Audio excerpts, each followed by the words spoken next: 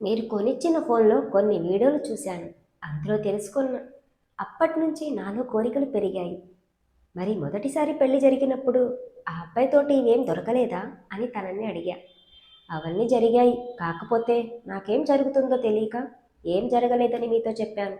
నాకు అప్పట్లో పెద్దగా తెలియదు కానీ ఈ మధ్య కోరికతో ఏవో కావాలనిపిస్తుంది. అప్పుడు నాకు ఏమీ తెలియదు. కానీ ఈ మధ్య ఏదో కావాలన్న కోరిక రాసుకుంటుంది. పెళ్లి చేసుకుందామని ఆలోచన వచ్చినా కూడా మళ్ళీ నన్ను పిచ్చిదానిగా ముద్ర వేసి చుట్టాలందరూ నన్ను పిచ్చిది అంటున్నారు. నాకు సంబంధాలు రావని ఒక పక్క నిరాశగా ఉంది. వస్తాయిలే, కంగారు పడకు అంటూ తనని దగ్గరికి తీసుకున్నా.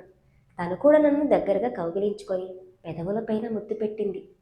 నువ్వు నేర్చుకున్నవన్నీ నా మీద ప్రయోగించు శిల్పా అని తనతో చెప్పాను. నాకు సిగ్గుగా ఉంది మామయ్య అన్నది.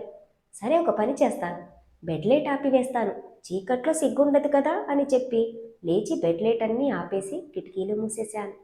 ఇక ఆ రోజు రాత్రి నేను తనతో అలసిపోయిన తర్వాత తనపై వాలిపోయి అలా పడుకుండిపోయాను. తీరా లేచి చూస్తే తెల్లవారిపోయింది. నా పక్కన శిల్ప లేదు. ఇంతలో నా ఫోన్ తీసి చూశాను. మా చెల్లి ఫోన్ చేసింది.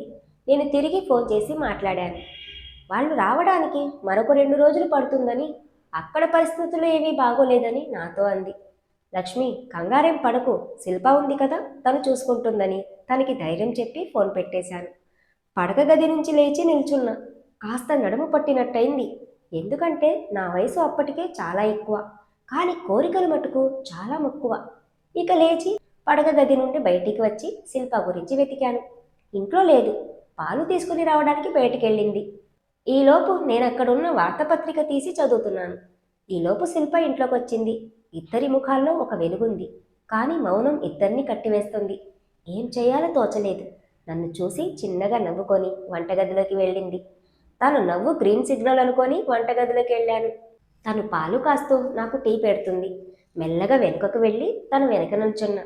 శిల్ప అని అనగానే నా వైపుకి గబుక్కన జరిగి, బయట ఉండండి మావయ్య, నేను టీ పెట్టొస్తాను అని అంది.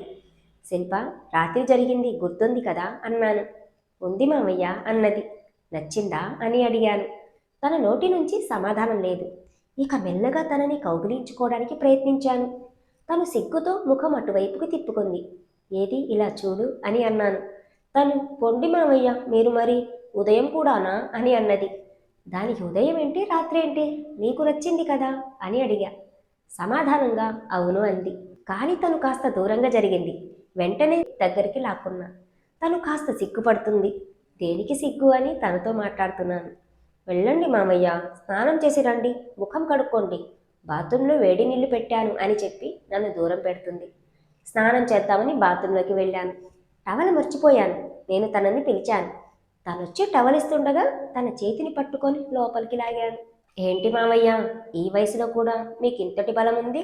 ఇలా అయితే అప్పట్లో అత్తయ్య పరిస్థితి ఏంటో అని నవ్వింది. ఇక నేను తనని కౌగిలించుకొని ముద్దులు పెట్టడానికి ప్రయత్నిస్తున్నా.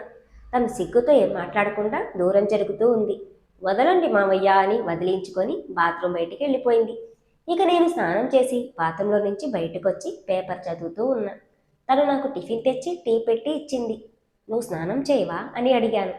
మీరు తినండి మామయ్య, నేను ఈలోపు స్నానం చేసి వస్తాను అని చెప్పింది. తను వెళ్తుండగా తనని పిలిచి, శిల్ప, నిన్ను చీరలు చూడాలని నాకు అనిపిస్తుంది, నా కోసం చీర కట్టవా అని అడిగాను. చీర కట్టుకోవచ్చు, కానీ దానికున్న జాకెట్లు కాస్త టైట్ అయిపోయాయి, పడతాయో లేవో కూడా తెలియదు మామయ్య అన్నది. ఏం పర్వాలేదు, పడకపోతే ఉట్టి చీర కట్టుకో, బ్రా వేసుకో, సరేనా అన్నా. చూద్దాం మామయ్య అని తను వెళ్ళిపోయింది. తను స్నానం చేసి వచ్చాక ఇక ఇద్దరికి కాలక్షేపం ఏమీ లేదు. తను పడుకుంది. నాకు కూడా ఏం తోచడం లేదు. మధ్యాహ్నం దాటింది. సహజంగా మా ఇంట్లో మధ్యాహ్నం అందరం పడుకుంటాం. తను కూడా అదే ఉద్దేశంపై పడుకొని నిద్రపోయింది. నేను కూడా తన పక్కకి వెళ్ళి మంచం పైన పడుకున్నాను. తన నుంచి కదలిక లేదు. తన ముఖం ఇప్పుడు నాకు ఎదురుగా ఉంది.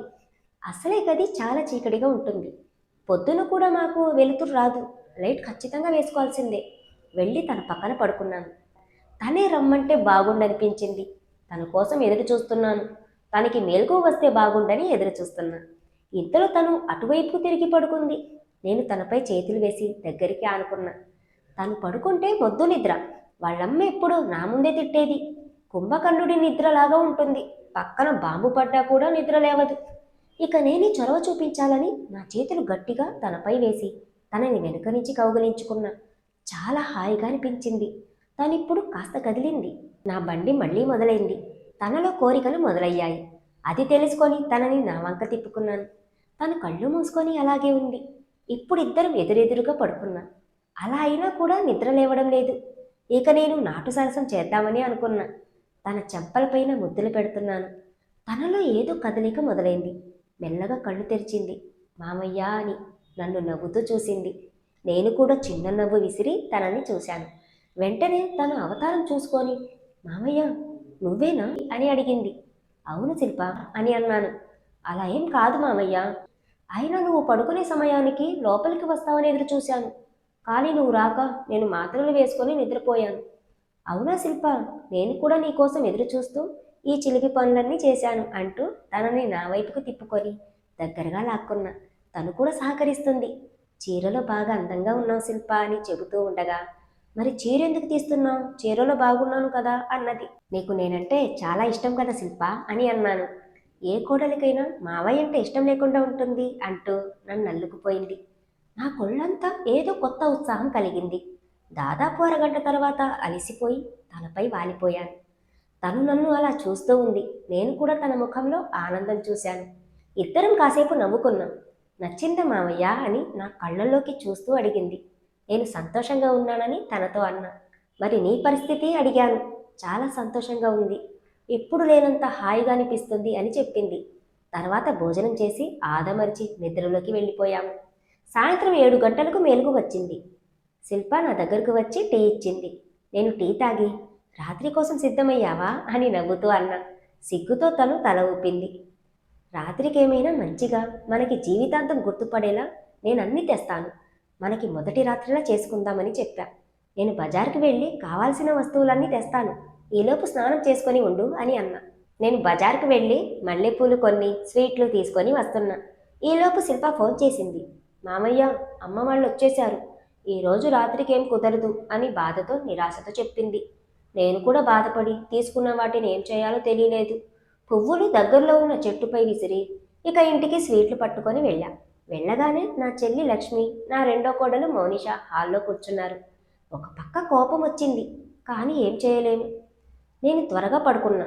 శిల్ప కూడా అలాగే బాధతో పడుకుందా అనుకుంటున్నాను. తర్వాత వారం రోజుల వరకు మా ఇద్దరి మధ్య అసలు మాటలు కుదరలేదు. ఒక్కోసారి తను నా గదికొచ్చినప్పుడు తనని వెనక నుంచి కౌగిలించుకోవడం, ముద్దులు పెట్టుకోవడం లాంటివి చేసేవాణ్ణి. తను కూడా నాపై కసి తీర్చుకొని ముద్దులు పెట్టేది. అలా రోజులు గడుస్తున్నాయి. కానీ మాకు సందు దొరకడం లేదు. ఒకవేళ దొరికినా 5 నిమిషాలు అలా, అంతవరకే. ఎలాగో వాళ్ళు ఇంట్లోనే ఉంటున్నారు. సుమారు 15 రోజులు దాటింది. ఆ రోజు సాయంత్రం మా ఊరు నుంచి నా చెల్లి తరపు చుట్టాలు మాటల్లో ఎక్కడికో కాశీకి వెళ్తున్నారని నాతో మాట్లాడుతున్నారు. ఇదే మంచి అవకాశం అని నేను లక్ష్మిని గదిలోకి పిలిచి అక్కడికి వెళ్ళొచ్చు కదా, ఇంటికి మంచి జరుగుతుంది అని అన్నా. మీరు కూడా రండి అంటూ నన్ను అడిగింది.